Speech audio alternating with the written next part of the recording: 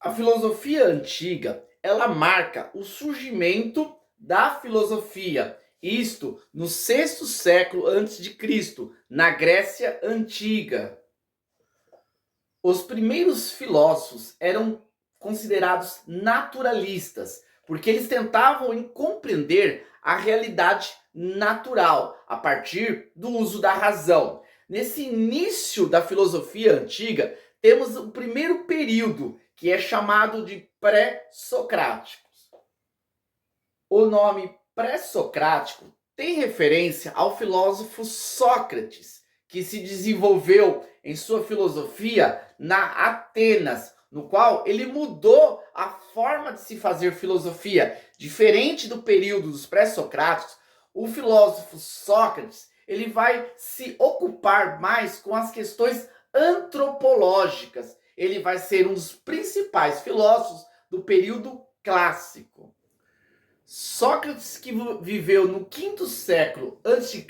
em Atenas, ele teve também como contemporâneo dois importantes filósofos do período clássico. Estamos falando do seu discípulo Platão, que desenvolveu a teoria das ideias, o mundo das ideias, e que também foi discípulo de um outro filósofo importante. Foi mestre de um outro filósofo importante, Aristóteles.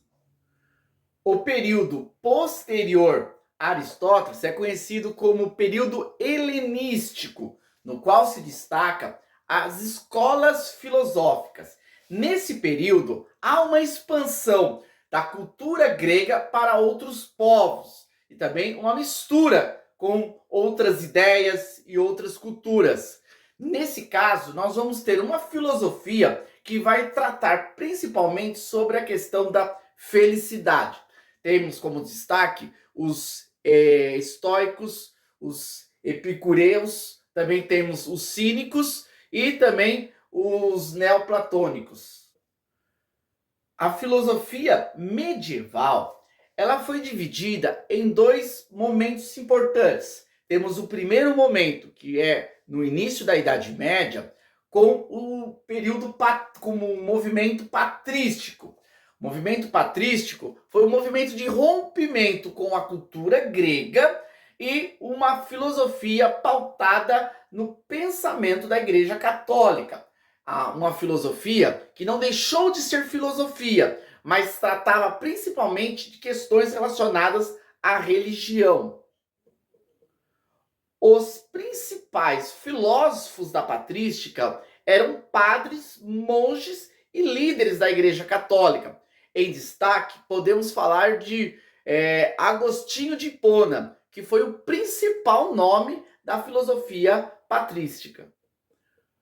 Posterior à filosofia patrística, vamos ter a filosofia escolástica, uma filosofia que vai desenvolver seus ensinos, suas produções nas universidades, na escola. É nesse período que a Igreja Católica tenta atacar os hereges que estão crescendo no mundo, e também é uma forma de propagar as suas doutrinas. A escolástica ela vai tratar dessas questões dentro do âmbito filosófico. Apesar de tratar de questões relacionadas à política e ética e outras áreas da filosofia, o destaque principal na escolástica também será as questões relacionadas à religião. Vamos ter como principal filósofo da escolástica Tomás de Aquino. A filosofia moderna tem início com a Renascença, no século XVI. Esse movimento é conhecido como a volta ao pensamento greco-romano. É o retorno dos filósofos do período clássico. Esse retorno aos filósofos clássicos não é um retorno de submissão, aceitando tudo aquilo que eles haviam estabelecido em suas filosofias, mas é uma forma de buscar nos pensamentos deles uma reflexão e uma atitude crítica. O movimento renascentista, ele teve destaque tanto na religião, com filósofos que trataram dessa questão, como Erasmo de Roterdã. Também vamos ter destaque para uma ação dentro do campo da política, com a filosofia de Maquiavel. E também o renascentismo vai contribuir com a ciência, com o pensamento do filósofo Galileu. A partir do século XVII, a filosofia moderna ela vai também atentar para três áreas importantes: a questão da epistemologia.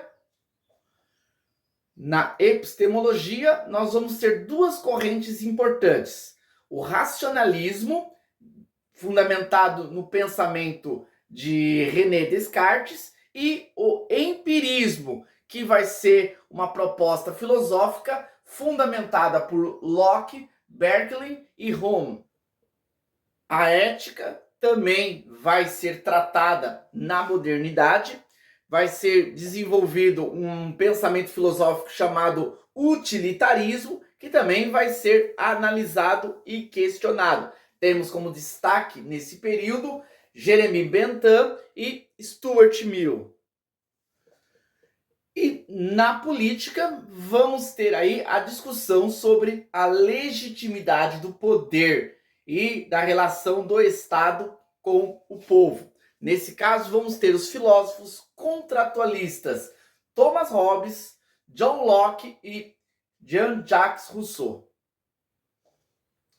E no século XX vamos ter, na filosofia contemporânea, a filosofia se dividindo em duas escolas: a filosofia analítica e a filosofia continental.